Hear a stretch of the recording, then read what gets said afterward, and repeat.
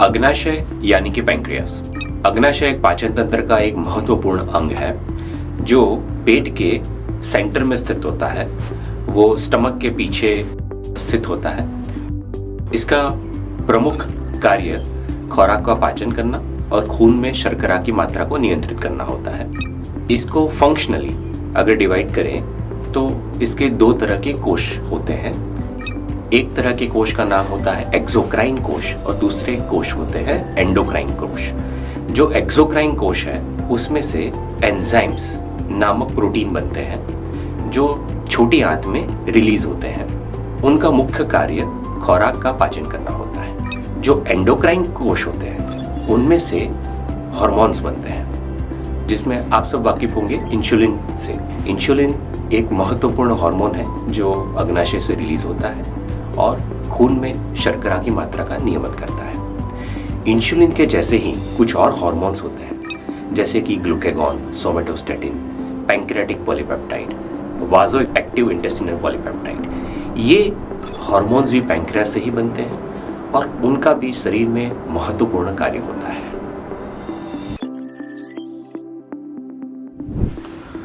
अग्नाशय यानी कि pancreas cancer के कई प्रकार हैं। कैंसर मुख्य रूप से किस कोश में शुरू हुआ है, एक्सोक्राइन या एंडोक्राइन, उस पर यह निर्भर करता है। पहले एक्सोक्राइन ट्यूमर की बात करते हैं। ये पैंक्रियास कैंसर का सबसे कॉमन टाइप है, सबसे आम प्रकार है। इसको एडिनोकार्सिनोमा भी कहा जाता है। एडिनोकार्सिनोमा शरीर में उन अंगों में होता है जिन अंगों में ग्रंथियां होती हैं, यानी कि अधिकांश आंतरिक अंगों में जिनमें ग्रंथियां हैं उन सब में एडिनोकार्सिनोमा होता है। इसको डक्टल एडिनोकार्सिनोमा भी कहते हैं क्योंकि ये अग्नाशय के डक्ट्स में यानी कि नलिकाओं में उद्भव होता है। एक और ट्यूमर का टाइप है जिसको इंट्राडक्टल पैपिलरी म्यूसिनस नियोप्लाज्म, जिसका शॉर्ट फॉर्म है IPMN।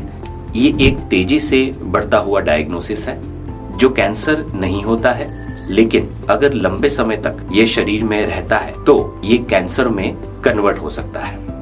एक्सोक्राइन कोशों में से उद्भवित होने वाले कुछ और भी कैंसर होते हैं जो काफी अनकॉमन होते हैं। उनके नाम कुछ इस प्रकार है: acinar cell carcinoma, mucinous cystic neoplasm, pancreatoblastoma, solid pseudopapillary neoplasm और कुछ अन्य। अब एंडोक्राइन ट्यूमर्स की बात करते हैं। ये अंतःस्रावी कोशों में से उद्भवित होते हैं। इनको पैंक्रियाटिक न्यूरोएंडोक्राइन ट्यूमर या फिर आइलेट सेल ट्यूमर्स भी कहा जाता है। एक्सोक्राइन कैंसर्स की तुलना में इनका प्रमाण काफी कम है।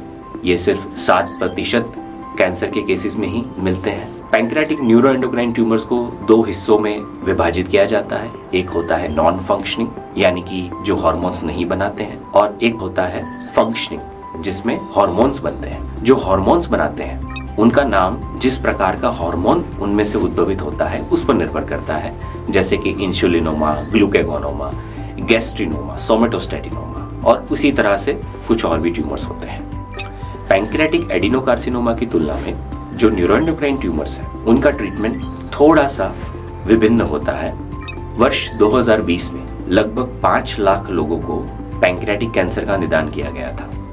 ये दुनिया में कैंसर संभवित होने वाली मृत्यु का चौथा प्रमुख कारण है। अग्नाशय कैंसर के जोखिम कारक यानी कि रिस्क फैक्टर्स कुछ इस प्रकार है। उम्र के साथ साथ अग्नाशय यानी कि स्वादुपिंड के कैंसर का विकास का खतरा बढ़ जाता है। ज्यादातर लोग जिनमें अग्नाशय के कैंसर का विकास होता है उनकी उम्र 50 वर्ष से अधिक होती है। महिलाओं की तुलना में पुरुषों में अधिक अग्नाशय का कैंसर का निदान किया जाता है। जो लोग तंबाकू का सेवन करते हैं या धूम्रपान करते हैं उनमें दूसरे लोगों की तुलना में अग्नाशय कैंसर का रिस्क 2 से 3 गुना ज्यादा होता है। नियमित रूप से ज्यादा चर्बी वाला खाना खाने से इस कैंसर का रिस्क बढ़ता है। रिसर्च से यह पता चला है कि मोटापे से ग्रस्त व्यक्तियों में यानी कि ओबेस व्यक्तियों में अग्नाशय का कैंसर का रिस्क ज्यादा होता है। लंबे समय से अल्कोहल यानी कि शराब का सेवन करने से भी ये रिस्क बढ़ता है, जिसका मुख्य कारण पैंक्रेटाइटिस यानी कि पैंक्रियाज में सूजन आना है। अग्नाशय का कैंसर परिवार में और परिवार के सदस्यों में हो सकता है यदि 2 या अधिक प्रथम डिग्री रिश्तेदार या परिवार में कम से कम 3 सदस्यों को अगर अग्नाशय का कैंसर का निदान हुआ है तो इससे फैमिली के अन्य मेंबर्स में भी इसका रिस्क बढ़ता है।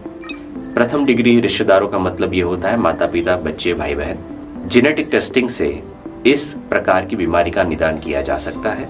इसके लिए हमें जेनेटिक काउंसलर से मिलना चाहिए। कुछ वंशानुगत सिंड्रोम्स होते हैं जिसको हम हेरेडिटरी सिंड्रोम कहते हैं, जैसे कि हेरेडिटरी पैंक्रेटाइटिस, प्यूट्स जैगर सिंड्रोम। इन मरीजों में परिवार के सदस्यों में स्वादुपिंड यानी कि अग्नाशय का कैंसर का रिस्क रहता है। इसको भी हम जेनेटिक टेस्टिंग के द्वारा चेक कर सकते हैं। अगर ये पॉजिटिव पाया जाता है तो कुछ सटीक स्क्रीनिंग मेथड्स का इस्तेमाल किया जा सकता है जिससे हम अग्नाशय में उद्भव होने वाले ट्यूमर को पहले से डिटेक्ट करते हैं और उसका ट्रीटमेंट कर सकते हैं। क्रॉनिक पैंक्रेटाइटिस एक अग्नाशय की सूजन की बीमारी है जिसमें अग्नाशय में दर्द होता है। रिसर्च से ये पता चला है कि जिन मरीजों को क्रॉनिक पैंक्रेटाइटिस होता है उनमें आगे जाके कैंसर का रिस्क बढ़ सकता है। हम काफ़ी मरीज ऐसे देखते हैं जिनको डायबिटीज़ यानी मधुमेह का डायग्नोसिस होता है और 1-2 महीने में ही पैंक्रियास कैंसर का भी निदान किया जाता है। इसका कारण ये है कि अग्नाशय का कैंसर अग्नाशय में से जो इंसुलिन की मात्रा है उसको असर करता है, जिसके कारण मधुमेह होता है। पर डायबिटीज का अग्नाशय के कैंसर के साथ सीधा रिलेशन अभी तक निश्चित नहीं हुआ है। अग्नाशय कैंसर के संकेत या लक्षण कुछ इस प्रकार होते हैं। सामान्यतः इस कैंसर को साइलेंट कैंसर यानी कि मूक कैंसर कहा जाता है क्योंकि प्रारंभिक चरणों में इसके कोई संकेत या लक्षण इतने प्रोमिनेंट होते नहीं हैं। अगर कुछ शुरुआती लक्षणों की बात करें तो उसमें भूख कम लगना, रहस्यमय संजोगों से वजन में कमी आना, कमजोरी महसूस होना जैसे लक्षण हो सकते हैं। हाल ही में शुरू होने वाला मधुमेह यानी कि डायबिटीज भी एक डेवलपिंग अग्नाशय कैंसर का लक्षण हो सकता है। ट्यूमर जब पैंक्रियाटिक डक्ट को अवरोध करता है तो अग्नाशय में से उद्भवित होने वाले डाइजेस्टिव एंजाइम्स की मात्रा कम हो जाती है, जिसके कारण अपचा महसूस होना और चिपचिपा मल आना जैसे लक्षण हो सकते हैं। जब ट्यूमर का साइज बढ़ता है तो यह पित्त की नली को अवरोध कर सकता है, जिससे पीलिया होता है यानी कि आंखों और त्वचा का रंग पीला हो जाता है। यदि ट्यूमर ड्यूओडेनम यानी कि छोटी आंत को अवरोध करता है तो मरीज को मतली या उल्टी जैसे लक्षण आ सकते हैं। अग्नाशय कैंसर में किए जाने वाले टेस्ट कुछ इस प्रकार होते हैं। सबसे कॉमन टेस्ट होता है लिवर फंक्शन टेस्ट, जिसमें बिलिरुबिन की मात्रा को खून में चेक किया जाता है।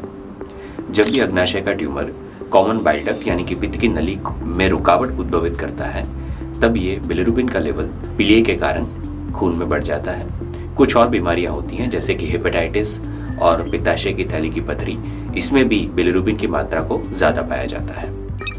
दूसरा एक कॉमन टेस्ट है जिसको CA19-9 कहते हैं। ये एक ट्यूमर मार्कर है। ये ट्यूमर मार्कर अग्नाशय के ट्यूमर के कोष बनाते हैं। तो जब भी अग्नाशय में ट्यूमर होता है तब इसकी मात्रा खून में बढ़ जाती है। हालांकि हर मरीज में इसकी मात्रा ज़्यादा पाई नहीं जाती है।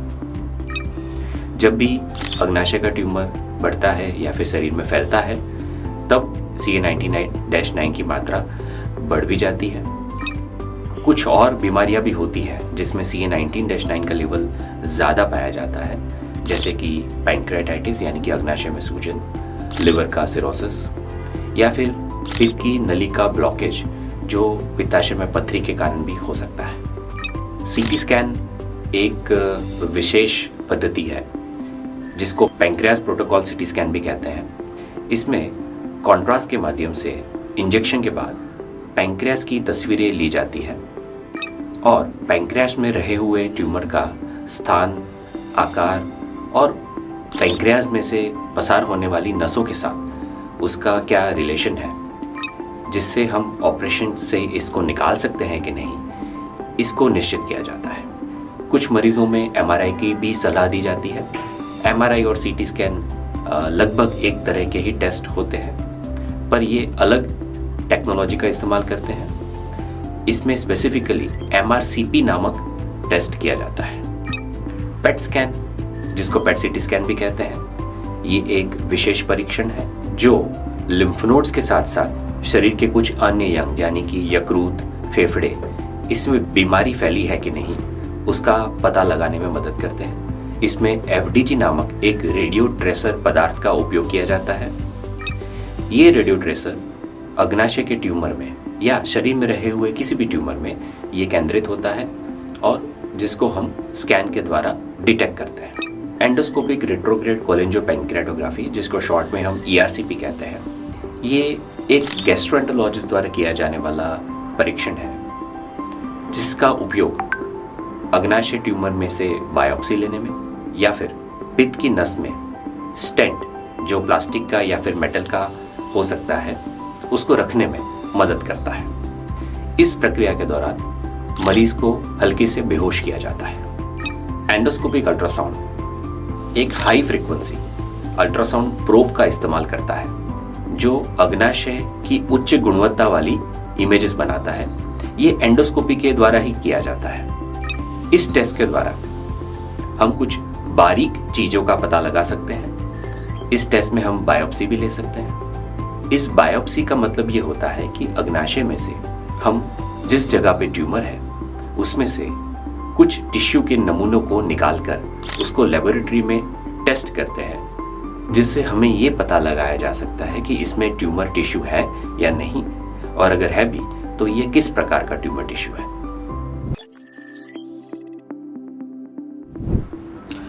अग्नाशय के कैंसर के लिए स्टेज को जानने से डॉक्टर को सर्वोत्तम प्रकार की ट्रीटमेंट रेकमेंड करने में मदद मिलती है और रोगी के प्रोग्नोसिस का अनुमान लगाने में भी मदद मिलती है। प्रोग्नोसिस का मतलब होता है ठीक होने का चांस।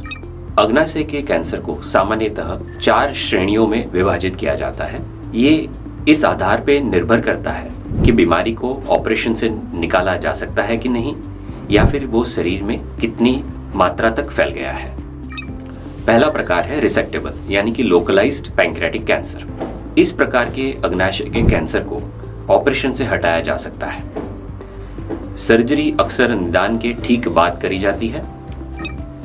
कभी कभी ऑपरेशन से पहले कुछ अतिरिक्त उपचार की भी सिफारिश की जा सकती है। इस बीमारी में ट्यूमर सिर्फ अग्नाशय के अंदर ही स्थित होता है और वो आसपास की धमनियों में फैला हुआ नहीं होता है। लगभग 10% से 15% रोगियों को इस स्टेज में निदान किया जाता है। दूसरा प्रकार है बॉर्डरलाइन रिसेक्टेबल। ये इस प्रकार का ट्यूमर कैटेगरी है जिसमें ट्यूमर को ऑपरेशन से निकालना संभव हो सकता है, लेकिन वो आसपास की धमनियों में कुछ इस तरह से चिपका होता है कि ऑपरेशन से पहले कुछ अतिरिक्त इलाज जैसे कि कीमोथेरेपी या रेडिएशन थेरेपी देने से ट्यूमर को छोटा किया जा सकता है और उसके बाद ऑपरेशन से उसको निकाला जा सकता है। तीसरा प्रकार लोकली एडवांस्ड पैंक्रियाटिक कैंसर है। इस प्रकार के अग्नाशय के ट्यूमर में ट्यूमर आसपास की धमनियों में और नसों में इस तरह से फैला हुआ होता है कि उसको ऑपरेशन से हटाया नहीं जा सकता है। हाँ, लेकिन एक बात निश्चित करी जाती है कि बीमारी शरीर में और किसी जगह फैली नहीं है। लगभग 35 से 40% मरीजों को इस स्टेज में डायग्नोज किया जाता है। चौथा प्रकार है मेटास्टेटिक पैंक्रियाटिक कैंसर। इस कैटेगरी में जो अग्नाशय का ट्यूमर है वो अग्नाशय के बियॉन्ड शरीर के अंगों में जैसे कि यकृत, फेफड़े या पेट के दूर के हिस्सों में फैल गया है, जिसको ऑपरेशन से निकाला नहीं जा सकता है। लगभग 40 से 50% मरीजों को इस स्टेज में निदान किया जाता है। कैंसर के इलाज में विभिन्न प्रकार के डॉक्टर और अन्य हेल्थ केयर प्रोफेशनल्स अक्सर रोगी की समस्त केयर और ट्रीटमेंट प्लान बनाने के लिए एक साथ काम करते हैं, जो विभिन्न प्रकार के ट्रीटमेंट और सपोर्टिव केयर को जोड़ती है। इसे एक मल्टी डिसिप्लिनरी टीम कहा जाता है। उपचार के विकल्प और रिकमेंडेशंस कई फैक्टर्स पर निर्भर करते हैं, जिसमें कैंसर का प्रकार और स्टेज, संभावित साइड इफेक्ट्स और रोगी की प्राथमिकताएं और ओवरऑल हेल्थ शामिल होते हैं। अग्नाशय के कैंसर के लिए सर्जरी अग्नाशय के ट्यूमर के स्थान और आकार के आधार पर निश्चित करी जाती है। ऑपरेशन में ट्यूमर के चारों ओर स्वस्थ टिश्यू क्षेत्र भी अक्सर हटा दिया जाता है, इसे मार्जिन कहते हैं। सर्जरी का लक्ष्य स्पष्ट मार्जिन यानी कि क्लियर मार्जिन और नेगेटिव मार्जिन अचीव करना है, यानी कि शरीर में कैंसर का कोई भी कण रह नहीं जाना चाहिए।